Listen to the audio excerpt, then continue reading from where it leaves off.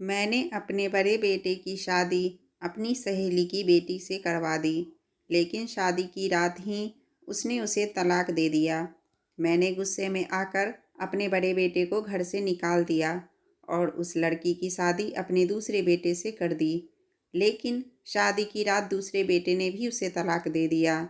इस रहस्य को जानने के लिए मैंने तीसरे बेटे की शादी ज़बरदस्ती उसी लड़की से करवा दी और दूल्हे की जगह मैं खुद कमरे में चली गई। तब मेरे पैरों के नीचे से ज़मीन निकल गई जब तीसरे बेटे के कमरे में आते ही। मेरा नाम राधिका है। मेरी शादी एक बहुत अच्छे परिवार में हुई थी। ससुराल वाले सभी बहुत अच्छे थे। मेरी आदत थी कि मैं रोज़ रात को खाना खाने के बाद टहलने जाती थी। मेरे साथ मेरी सास भी होती थी, लेकिन 15 मिनट बाद ही वह अपना रास्ता बदलकर कहीं और चली जाती थी। आधे घंटे बाद वह खुद ही वापस लौट आती थी। वह अक्सर ही खोई खोई रहती और घर में भी चुपचाप रहती। मुझे लगता था कि मेरी सास अंदर से बहुत दुखी है। मैं बहुत कोशिश करती थी कि वह मुझे अपने दिल का दर्द और हाल बताए, लेकिन वह ऐसा नहीं करती।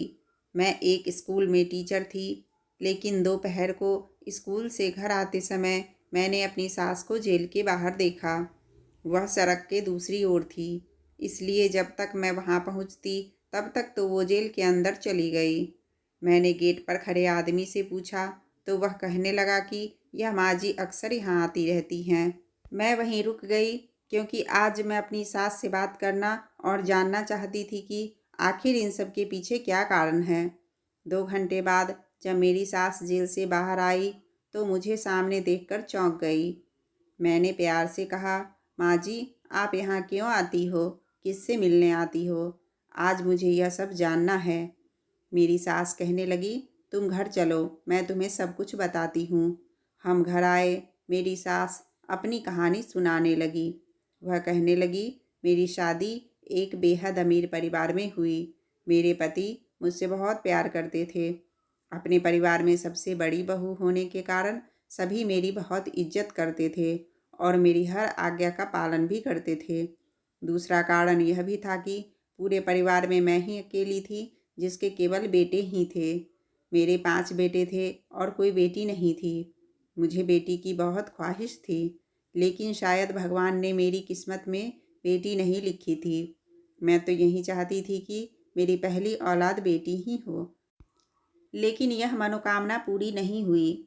5वां बेटा अभी 6 महीने का ही हुआ था कि मेरे पति की मौत सड़क दुर्घटना में हो गई।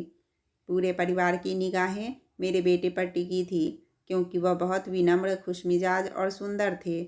मैंने उनकी परवरिश बहुत अच्छे से की थी। मुझे अपनी परवरिश पर गर्व था। जब मेरा बेटा 17 साल का था तब मेरी सहेली अपनी बेटी को लेकर हमारे घर आई थी। वह 15 साल की थी और बहुत प्यारी बच्ची थी। मेरी सहेली ने मुझे कहा, हमारे हालात बहुत ख़राब हो गए हैं, हम अपनी बेटी की परवरिश भी नहीं कर सकते, इसलिए मैं अपनी बेटी को तुम्हारे पास छोड़ने आई हूँ। आज से यह तुम्हारे पास रहेगी। मेरी सहेली की बेटी अनिका मुझे शुरू से ही बहुत प्यारी लगती थी और मेरी कोई बेटी नहीं थी, इसलिए मैं उसको प्यार करती थी। वह मुझे आंटी कहती और मेरे आगे पीछे घूमा करती। अनिका मेरे सारे काम अपने हाथों से किया करती थी। मुझे उसके साथ बहुत लगाव हो गया था, लेकिन 6 महीने बाद अचानक उसके पापा उसे लेने आ गए। कहने लगे, मेरी बेटी मुझे वापस करो। यदि आप इसे रखना चाहते हैं तो इसके भविष्य को सुरक्षित करने के लिए कुछ संपत्ति इसके नाम कर दो। मैं अनिका से अलग होना बर्दाश्त नहीं कर सकती थी, इसलिए मैंने अपना एक प्लॉट उसके नाम कर दिया ताकि उसके पापा को तसल्ली हो जाए। प्लॉट को उसके नाम करने के बाद उसके पापा चुपचाप चले गए। मेरी सहेली और उसके पति अक्सर ही उससे मिलने आते थे और कभी कभी अनिका भी उनसे मिलने जाती थी। मैं अक्सर अपनी सहेली को आर्थिक मदद करने के लिए उसे पैसे भी भेजा करती थी। मेरे सभी बेटे अनिका से बहुत प्यार करते थे। जब वो शादी के लायक हो गए तो मैंने उसके रिश्ते तलाशने शुरू कर दिए। फिर मेरी सहेली मेरे पास आई और मुझसे बोली, तुम अनिका से इतना प्यार करती हो तो हमेशा इसे अपने पास क्यों नहीं रखोगी? मैंने पूछा, वह कैसे? तो कहने लगी, तुम इसकी शादी अपने बेटे से करवा दो। वो हमेशा हम सब की नज़रों के सामने ही रहेगी। उसकी सोच पर मैं चौंक गई कि हाँ, मैंने तो ऐसा कभी सोचा ही नहीं था। असल में मैंने अनिका को अपने बेटों की बहन ही समझा था। लेकिन फिर मेरी सहेली ने मुझे समझाया कि भाई बहन तो सगे होते हैं, बाकी तो मुँह बोले होते हैं, और मुँह बोले भाई बहन में कुछ भी हो सकता है। इसलिए अनिका और मेरे बड़े बेटे समीर की शादी कराने में कोई हर्ज नहीं था। मैंने अपने बेटे से बात की तो वह दंग रह गया। कहने लगा, माँ, मैंने अनिका को हमेशा अपनी छोटी बहन समझा है। मैं उससे शादी नहीं कर सकता। वह शादी करने के लिए राजी नहीं हो रहा था, लेकिन मैंने उसे मना लिया। मैं अपने बेटे की शादी मेरी सहेली की बेटी से तय करके बहुत खुश थी। मेरा यह भी था कि अगर मैं बाहर से दूसरी बहू बनाकर लाऊंगी तो पता नहीं वह कैसी निकलेगी। अच्छा है कि घर की बात घर में ही रहेगी।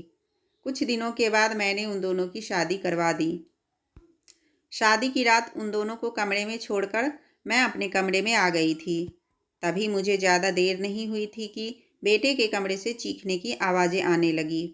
मैं घबराकर भागी। घर में जितने भी मेहमान थे वह भी आ गए। बेटे के कमरे का दरवाज़ा खुला हुआ था और वह सोफे पर बैठा हुआ था, जबकि अनिका कमरे के बीचों बीच खड़ी रो रही थी। मैंने आगे बढ़कर उसे गले से लगा लिया और पूछा, क्या हुआ बेटी? उसने जवाब नहीं दिया। मेरा बेटा अपनी जगह से उठा और बोला, माँ, मैंने इसे तलाक दे दिया है। मैं दंग रह गई थी।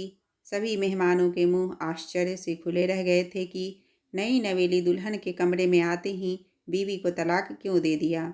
मैंने गुस्से में आकर अपने बेटे के चेहरे पर थप्पड़ मारा और कहा, तुम क्या बकवास कर रहे हो? होश में तो हो? कहने लगा, माँ, मैं सच कह रहा हूँ, मैंने सच में इसे तलाक दे दिया है।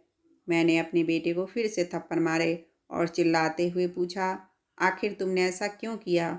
वह कुछ नहीं बोला तो मैंने गुस्से में आकर उसे घर से बाहर निकाल दिया और कहा, आज के बाद तुम हमारे लिए मर गए हो। दोबारा इस दहलीज पर कदम मत रखना। मेरा बेटा घर छोड़कर चला गया, लेकिन उसने मुझे इसका कारण नहीं बताया कि उसने अपनी बीवी को तलाक क्यों दिया। मैंने अनीका से पूछा तो कहने लगी, मुझे नहीं मालूम है कि उन्होंने ऐसा क्यों किया। वह कमरे में आते ही कहने लगे कि मैं तुमसे शादी नहीं करना चाहता था, इसलिए तुम्हें तलाक देता हूँ। इतना बताकर मेरी बहू फूट फूट कर रोने लगी। सारे मेहमानों के सामने हमारी बेइज्जती हो गई थी। मेरे बेटे ने इतने लोगों के सामने मेरी नाक कटवा दी थी। लोग मेरी परवरिश पर सवाल उठाने लगे थे। मेरी सहेली भी वहाँ थी। वह अपनी बेटी को उसके कमरे में ले गई और मैं अपने कमरे में आ गई। मुझे विश्वास ही नहीं हो रहा था कि मेरा इतना समझदार बेटा मुझे इस तरह अपमानित करेगा और उसने अपनी पत्नी को तलाक क्यों दिया होगा। मुझे वजह जानने की बहुत बेचैनी हो रही थी कि आखिर कोई तो वजह होगी। अगले दिन मेरी सहेली और उसके पति ने बहुत हंगामा किया और कहने लगे कि आखिर अब हमारी बेटी का भविष्य बर्बाद हो गया है। कोई भी इस तलाकशुदा से शादी क्यों करेगा? आपके बेटे ने मेरी बेटी की ज़िंदगी बर्बाद कर दी है। मेरे पास तो कोई दौलत भी नहीं है कि कोई दौलत के लालच में ही इससे शादी कर ले। मुझे बहुत शर्म आ रही थी कि मेरे बेटे की वजह से मुझे यह दिन देखना पड़ा। मैंने सोचा, मुझे लगा कि मेरी सहेली के पति सही कह रहे थे। मैंने बड़े बेटे को घर और ज़िंदगी दोनों से निकाल दिया, इसलिए उसके हिस्से की सारी संपत्ति मैं अनीका के नाम कर दी। वो मुझसे बहुत प्यार करती थी, इसलिए अपने माता पिता के कहने के बावजूद भी वह वापस उनके साथ नहीं गई। कहने लगी, आंटी, आप ही अब मेरी माँ हैं, मैं इधर ही रहूँगी। तलाक के बाद वो अक्सर पार्क में टहलने जाती थी। मैं जाने देती थी कि बेचारी लड़की का दिल लगा रहेगा। अनिका मुझे दिखाने के लिए खुश रहना चाहती थी, लेकिन मुझे पता था कि वह खुश नहीं थी। कभी कभी मुझे उसकी हरकतें भी अजीब लगती, लेकिन मैं यह सोचकर उसे नज़रअंदाज कर देती थी कि यह सदमे की वजह से ऐसी हो गई है। वह सारा सारा दिन फ़ोन पर बातें करती रहती थी। वह कहती थी कि मैं अपनी माँ से बात कर रही हूँ। कभी कभी वह बहुत परेशान हो जाती थी। उन्हीं दिनों मेरे दो सबसे छोटे बेटे का एक्सीडेंट हो गया और दोनों बेटा मर गया। मेरी तो कमर टूट गई थी।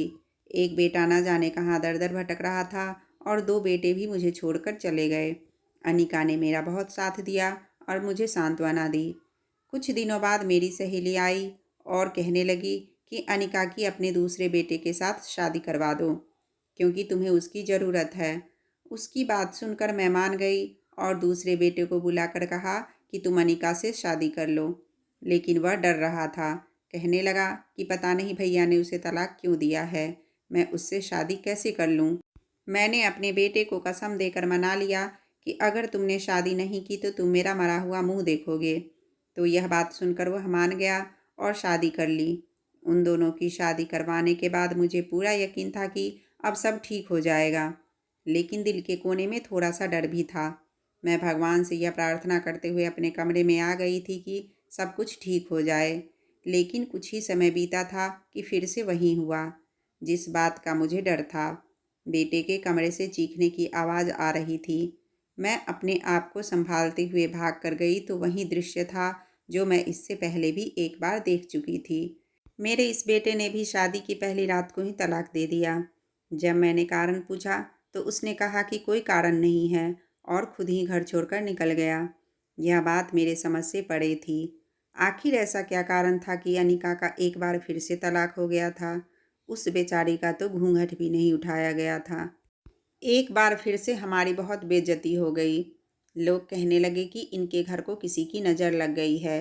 एक अच्छी माँ के आज्ञाकारी लड़के इस प्रकार बगावत करके घर छोड़कर चले गए। इस बार मामला मुझे संदेहजनक लग रहा था कि कोई तो ऐसी वजह होगी जिसकी वजह से मेरे दूसरे बेटे ने भी तलाक दे दिया। आखिर वजह क्या थी? गलती किसकी थी? मेरे बेटे की या फिर अनिका की? यह सीधी बात बिल्कुल नहीं थी जितनी नज़र आ रही थी। मैं पागल होने वाली हो गई थी। मेरे दोनों बेटे घर छोड़कर चले गए। अब सिर्फ मेरा तीसरे नंबर वाला बेटा ही रह गया था।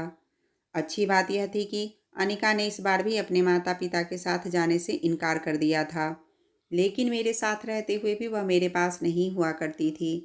हर वक्त अपने कमरे में बंद रहती। एक दिन मैं बीमार हो गई थी। अपने बेटे के साथ डॉक्टर के पास चली गई। वापस लौटते समय मैंने अपने बेटे से कहा कि मुझे भूख लगी है, कुछ खा लेते हैं। हम दोनों एक रेस्टोरेंट में आ गए। अभी हम दरवाजे पर ही थे जब मैंने अपने बड़े बेटे को देखा। वह किसी लड़की के साथ बैठा हुआ था। उस लड़की की पीठ हमारी तरफ थी, इसलिए मैं उसे नहीं देख पाई। मैं चुपचाप अपने बेटे को लेकर एक कोने में बैठ गई। दूर से उन दोनों की बातों की आवाज़ मुझे सुनाई नहीं दे पा रही थी, लेकिन ऐसा लग रहा था कि कोई परेशानी वाली बात है, तभी तो वह दोनों बहस कर रहे थे। थोड़ी देर बाद मेरा बेटा जिस लड़की के साथ बाहर निकला, उसे देखते ही मुझे कुछ शक हुआ, क्योंकि वह तो अनिका जैसी ही लग रही थी। लेकिन उस लड़की ने दुपट्टे से अपना चेहरा ढक लिया था, इसलिए मैं उसे पहचान ना सकी। मैंने सोचा कि अनिका वहाँ कैसे आ सकती है, भला उसका तो तलाक हुआ है तो यहाँ क्यों आएगी। मैंने उसी वक्त नौकरानी को कॉल किया और कहा कि ज़रा देखो तो भाभी घर पर है क्या। नौकरानी ने कुछ देर बाद बताया कि नहीं, वह तो घर पर नहीं है। मेरा शक फिर से जाग उठा। घर आने के बाद मैं उस पर नज़र रखने लगी थी। एक तरह से मैं उसकी जासूसी करने लगी थी। वह कभी कभी अकेले बाहर चली जाया करती थी। एक दिन मैं भी उसके पीछे पीछे चल दी। मुझे उस वक्त झटका लगा जब वह पार्क में दूसरे नंबर वाले बेटे से मिली। वह काफ़ी देर तक उससे बातें करती रही। वह वाकई में मेरे बेटे से मिल रही थी, लेकिन किस लिए और क्यों? उन्होंने तो उसे तलाक दे दिया था। मैंने अनिका से कई बार पूछने की कोशिश की कि मेरे बेटे ने तुम्हें तलाक क्यों दिया था, लेकिन वह कुछ नहीं बताती थी। मैंने यह राज जानने का निश्चय कर लिया और अनिका से कहा कि मैं तुम्हारी शादी अपने तीसरे बेटे से करवाना चाहती हूँ, क्या तुम राजी हो? मेरे इस बात पर उसने कहा, आप मेरी माँ जैसी हैं, आप जो भी फैसला लेंगी वो मुझे मंजूर है। मैं उसकी शादी अपने इस बेटे से सिर्फ इसलिए करवाना चाहती थी ताकि राज का पता लगा सकूं कि आखिर ऐसा होता क्या है कि पहले ही रात को तलाक हो जाता है। मैंने यह शादी तय कर दी, जिसकी वजह से अनिका बहुत खुश लग रही थी। मेरा बेटा उससे 1 साल छोटा था, लेकिन फिर भी उसने मेरे फैसले के आगे सिर झुका लिया।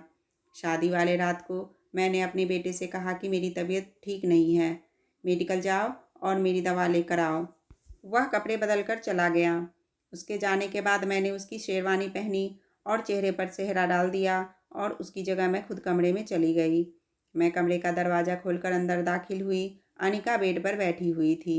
वह अपने दूल्हे को देखते ही बेड से उठकर खड़ी हो गई और खुद ही कहने लगी, मैं जानती हूँ कि अब तुम मेरे पति हो, लेकिन मैं तुम्हें सिर्फ इतना कहना चाहती हूँ कि मैंने तुम्हें अब हमेशा अपना छोटा भाई समझा है। मैं तुम्हें इस रूप में स्वीकार नहीं कर सकती। तुम्हें याद है, मैं और तुम बचपन में साथ में खेलते थे और मैंने तुम्हें भाई का दर्जा दिया है। मैं तुम्हें पति का दर्जा नहीं दे सकती। आंटी ने मेरी शादी तुमसे ज़बरदस्ती करवा दी और आंटी ने ही कहा था कि तुम तलाक मांग लेना। वह सिर्फ दुनिया के सामने दिखावा करना चाहती है कि मुझे मेरी सहेली की बेटी से कितना लगाव है। मेरी पहली शादी में भी उन्होंने ऐसा ही कहा था और तुम्हारे भाइयों ने उनके कहने पर ही मुझे तलाक दे दिया था। आज भी आंटी ने मुझे कमरे में भेजने से पहले यही कहा था कि तुम मेरे बेटे को मेरा संदेश दे देना कि वह तुम्हें तलाक दे दे। इसलिए तुम अपनी माँ के फैसलों का सम्मान करो और मुझे तलाक दे दो। मैं चुपचाप उसकी बातें सुन रही थी। उसने कहा, अगर तुम्हें मेरी बात पर यकीन नहीं आता है तो मेरी माँ से पूछ लो। उसने अपनी माँ को फ़ोन किया और थोड़ी देर बाद मेरी सहेली भी कमरे में आ गई और कहने लगी, बेटा ये सही कह रही है।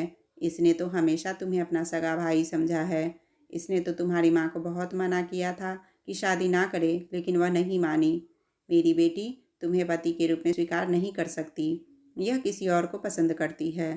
तुम इसे तलाक दे दो ताकि मैं उसी लड़के से इसकी शादी करवा सकूं। उन दोनों को नहीं पता था कि सेहरे के पीछे मैं हूँ। उनको तो यही लग रहा था कि जैसे मेरा बेटा और उसका पति है। मेरी सांसें रुक गई। वह कैसे झूठ बोल रही थी। वह और मेरी सहेली मिले हुए थे और वह झूठ बोलकर मेरे बेटों से तलाक लेती रही।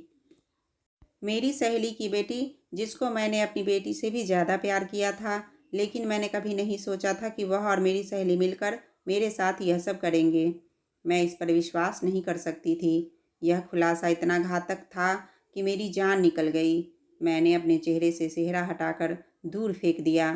तब वह दोनों मुझे देखकर डर गई। अनिका ने कहा, आंटी आप यहाँ। मेरी सहेली भी मुझे देखकर दंग रह गई थी।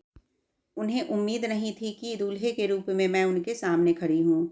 मैंने आगे बढ़कर उसके चेहरे पर एक जोरदार तमाचा मारा और चिल्लाकर कहा, खबरदार मुझे आंटी मत कहना। तुम इतनी घटिया निकलोगी, मुझे यकीन नहीं हो रहा है। मेरे बेटे के खिलाफ मुझे भड़काती रही हो। तुम्हारी वजह से मैंने अपने बेटे को घर से निकाल दिया। मेरी सहेली आगे बढ़ी और बोली, राधिका मेरी बात सुनो। लेकिन मैंने उसे भी धक्का देकर पीछे कर दिया। अनिका चिंतित हो गई थी कि मुझे सब कुछ पता चल गया है। उसने झट से अपना हाथ मेरे मुंह पर रख दिया और मुझे कुर्सी पर बिठाकर आंखों ही आंखों में अपनी माँ से कोई इशारों में बात की और उन्होंने तुरंत मेरे हाथ पैर दुपट्टे से बांध दिए और मेरे मुंह में भी कपड़ा ठूस दिया। वह कहने लगी, सॉरी आंटी, अगर आपको यह सब नहीं पता चलता तो मुझे आपके साथ यह सब नहीं करना पड़ता। अब आप यहीं पर कैद रहेंगी। मैं चिल्लाना चाहती थी, लेकिन मेरी आवाज़ मेरे मुंह में ही दबकर रह गई थी। वह ऐसा क्यों कर रही थी? तभी अचानक दरवाजे पर दस्तक हुई और मेरी एक ननद की आवाज़ सुनाई दी, सब ठीक है ना? कमरे में आवाज़ें आ रही थी। अनिका ने दरवाज़ा खोलने की बजाय वहीं से कह दिया, हाँ सब ठीक है, आप जाकर अपना काम करिए। उसने कुर्सी के साथ मुझे वॉशरूम में बंद कर दिया। थोड़ी देर बाद मुझे अपने बेटे की आवाज़ सुनाई दी। वह मेरे बारे में ही पूछ रहा था कि माँ कहाँ है, और अनिका उससे कह रही थी कि वह अपने कमरे में ही होगी। मैं अंदर तड़प रही थी। मैंने कभी सपने में भी नहीं सोचा था कि मेरे साथ भी ऐसा होगा। कुछ देर बाद मुझे फिर से बाहर से आवाज़ सुनाई देने लगी। मेरा बेटा मुझे ढूंढते हुए बाहर चला गया। मैंने खुद को छुड़ाने की बहुत कोशिश की, मगर मेरी कोशिश नाकामयाब हो रही थी क्योंकि उसने मुझे बहुत मजबूती से बांध कर रखा था। थोड़ी देर बाद मेरी सहेली ने आकर मुझे वहाँ से निकाला और खींचते हुए स्टोर रूम में ले जाकर मुझे बंद कर दिया। मैं अभी भी अपने बेटे की शेरवानी में ही थी। स्टोर रूम में बहुत गर्मी थी, जिसके कारण मेरी हालत बहुत ख़राब होने लगी थी। मुझे उम्मीद थी कि मेरा बेटा मुझे ढूंढ लेगा, लेकिन पूरा दिन गुजर गया और वह नहीं आया। मुझे वहाँ कैद करके 4 दिन हो गए थे और अनिका ने आकर मुझे दिन में सिर्फ एक बार ही खाना दिया था। अब भूख से मेरी जान निकल रही थी। मैं खुद को आज़ाद कराने की कोशिश करने लगी, जो पिछले 4 दिनों से कर रही थी। शाम तक मैंने जोर लगाकर रस्सी को काफ़ी ढीला कर दिया था और रात तक मैंने कोशिश करके खुद को छुड़वा ही लिया। रात को जैसे ही दरवाज़ा खोलकर वो अंदर दाखिल हुई तो मैंने स्टोर रूम में रखा डंडा उठाया, उसके सिर पर मारकर उसे बेहोश कर दिया और खुद भागते हुए स्टोर रूम के बाहर आ गई। मैं बेटे को आवाज़ देने लगी।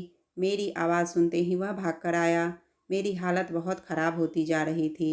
मैंने उसे बताया कि तुम्हारी बीवी ने मुझे स्टोर रूम में बंद करके रखा था। बस इतना कहकर मैं बेहोश हो गई। जब होश आया तब हॉस्पिटल के बेड पर पड़ी थी। मेरे दोनों बड़े बेटे भी मेरे सामने खड़े थे। मैं उन दोनों को देखकर बहुत खुश हो गई। मुझे लगा कि मैं एकदम ठीक हो गई हूँ। मैंने अनिका के बारे में पूछा तो छोटा बेटा कहने लगा कि वह धोखेबाज लड़की इस समय अपने माता पिता के साथ जेल में है। मेरे बेटे ने मुझे पूरी कहानी बताई। वह यह थी कि मेरी सहेली और उसके पति की नज़र शुरू से ही हमारी दौलत पर थी। जब मेरे पति की मृत्यु हो गई तो उन्होंने एक प्लान बनाया और अपनी बेटी मुझे दे दी ताकि उसके ज़रिए मेरी दौलत पर कब्जा कर सके। जब अनिका ने मेरे बड़े बेटे से शादी की तो शादी की रात ही उससे यही कहती रही कि मैं तुम्हें हमेशा अपना बड़ा भाई समझती हूँ। मैं तुम्हारे साथ ये रिश्ता नहीं निभा सकती और मैं किसी और को पसंद करती हूँ। मुझे तलाक दे दो। उसका मकसद था कि मेरे बेटे को एक एक करके घर से निकालकर हमारी सारी संपत्ति की एकमात्र वारिस बन जाए। उसका प्लान कामयाब हुआ और मैंने अपने बेटे को घर से निकाल दिया। उसने मेरे दूसरे बेटे से भी इसी तरह कहकर तलाक ले लिया और फिर से निकलवा दिया। बाद में यह सच्ची होने का नाटक करके उनसे मिलती रही और उनको कहती थी कि तुम्हारी माँ ने तुम्हें घर और ज़िंदगी दोनों से निकाल दिया है। तुम लोग भी उनसे सब रिश्ते नाते तोड़ दो और कभी घर वापस मत आना। यहाँ तक तो फिर भी बर्दाश्त था, लेकिन उन लालची लोगों ने जानबूझकर मेरे दोनों छोटे बेटे का एक्सीडेंट कराकर मरवा दिया। इन तीनों ने मिलकर मेरा हंसता खेलता घर उजाड़ दिया था। मेरी बेटी बेटी कहते जुबान नहीं थकती थी और वह ऐसी निकली कि मेरा घर ही खा गई। और यह सब उसे उसके माँ बाप ने सिखाया था। आज वह तीनों जेल में है। मैं कभी कभी जेल में उससे मिलने चली जाती हूँ। आखिर में मैंने उसे अपनी बेटी की तरह पाला था। उसे देखने का दिल करता है तो चली जाती हूँ। वह मुझसे बहुत माफ़ी मांगती है, लेकिन मैं उसे माफ़ नहीं कर सकती। उसने मुझसे मेरे बेटे को छीन लिया जो किसी भी हालत में वापस नहीं आ सकता। इतना सब बताने के बाद मेरी सास कहने लगी, मैंने अपने तीनों बेटों की दोबारा शादी कर दी। मेरे बड़े बेटे की शादी मैंने तुमसे करवा दी। आज मेरे तीनों बेटे अपने घर में बहुत खुश हैं। मैं रात को तुम्हारे साथ टहलने जाती हूँ तो बीच में ही अपने बेटे के समाधि पर जाती हूँ और उससे बहुत सारी बातें करती हूँ। मेरे दिल को सुकून मिलता है। अपनी सास की कहानी सुनने के बाद मैं इस नतीजे पर पहुँची कि जो कोई दूसरों के साथ बुरा करता है तो भगवान के हाथ से बच नहीं सकता। मुझे यकीन है कि वह तीनों को इस लोक में भी तकलीफ़ सहनी होगी और परलोक में भी तकलीफ़ सहनी पड़ेगी। अगर आपको ये वीडियो पसंद आए तो लाइक करें और चैनल को सब्सक्राइब कर दें। आपका बहुत बहुत धन्यवाद।